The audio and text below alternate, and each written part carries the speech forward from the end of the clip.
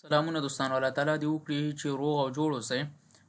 په نننۍ ویډیو کې به په نیټورک کې موږ دا وایو انشاءالله چې څنګه موږ کولی شو DHCP سروسز موږ په سرور باندې انیبل کړو. په تېره ویډیو کې خو موږ په سویچ باندې انیبل کړی وو، خو دا پیره موږ په سیسکو پیکټ ټریسر چې کوم دی سیسکو پیکټ ټریسر ته ځو او هلته څنګه کوو یو سرور باندې دا سروس څنګه کوو انیبل کوو. ها نو راځو چې کوم پیکټ ټریسر دی دا خلاصوو موږ او دلته موږ څنګه وکړو یو څه پی سي به راوالو.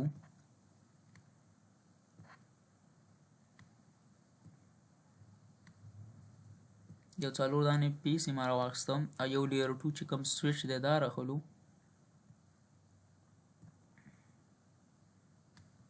او یو څنګه کوو یو سرور راخلو او دا ټول څنګه کوو خپلو کې سره کنیکټ کوو. صحیح ده.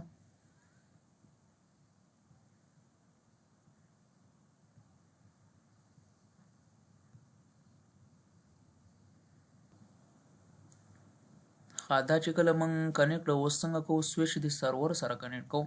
په تېره ویډیو کې موږ په سویچ باندې سروس انیبل کړی و DHCP، نو دې به څنګه کول د سیسټمونو د IP اساین کول ډاینامیکلی، خو دا پیره موږ څنګه کوو کنفیګریشن په دې سرور باندې کوو. صحیح ده. نو څنګه کوو سرور ته روزه ول دي ته یو IP اساین کوو. صحیح ده. نو دلته به راشو any کلاس والا IP ته اساین کوي شي. دلته زه ورته ورکوم چې 10.0.0.1. صحیح ده. د کلاس A IP ما دې ته اساین کړه. اوس په څنګه کوو اوس په سرور باندې DHCP چې کوم سروس دی هغه انیبل کوو. نو دلته سروسز ته به راشي دا وګوره دا چې کوم سروسز دی دا سرور کې څنګه کیږي انیبل کیږي. یا کولی شي چې په دې کې ته اپلای کړي یو HTTP دا DHCP دا وګوره TFTP دا DNS دی ډومین نیم سیسټم. ها نو دلته موږ کوم یو کو DHCP سروس انیبل کوو. نو په دې باندې به کلیک وکړو او دلته به راشي پول نیم شو دا ته any نیم ورکوي شي لکه سویچ کې چې موږ هغه کوو. دلته زه شیرزاد ورکوم یا همداسې هم پرېښوی شي. ډیفالټ ګیټ وی چې د سرور ته د کوم هغه اساین کړي د IP اډرس هماغه به سیم دلته هم ورکړي 10.0.0.1. ها سټارټینګ IP اډرس به چې کوم دی د ډیفالټ ګیټ وی نه شروع اخلي. صحیح ده. دا دی سبنیټ ماسک دا شو. رینج څومره کسانو څومره یوزرانو ته هغه کې رینج هم ورته دلته ډیفاین کوی شي 2500 1000 800 هر څومره چې. صحیح ده. او دلته څنګه کوو سمپل دا سیو کوو او دا هغه سروس آن کوو موږ. صحیح ده. نو دا چې کله موږ آن کوو نو اوس راځو بل سټیپ دا دی اوس ګورو چې آیا د پی سي ته ډاینامیکلی چې دا IP اساین شوی ده د کلاس A د رینج نه که نه ده اساین شوی. صحیح ده. نو دا اوس ګورو دلته راځو ډیسکټاپ ته به راشي IP کنفیګریشن باندې به کلیک وکړي او دلته به موږ څنګه سلیکټ کوو سټیټیکلی خو چې مینولي موږ دې ته اساین کوو. خو موږ څنګه وکړو DHCP سروسز موږ انیبل کوو. نو اوس ګورو چې ډاینامیکلی دې ته IP اساین شوی د سرور د خوا نه که نه. نو په دې به کلیک وکړو. نو دا وګوره DHCP ریکویسټ سکسیسفول 10.0.0.2 دا چې دی څنګه دی سبنیټ ماسک کې شو 255.0.0. صحیح ده. ها اوس که چېرته زه دې پی سي ته راشم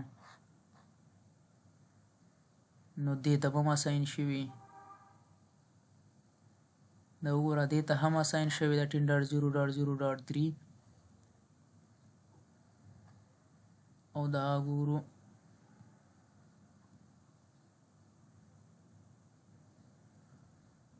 .0.0.4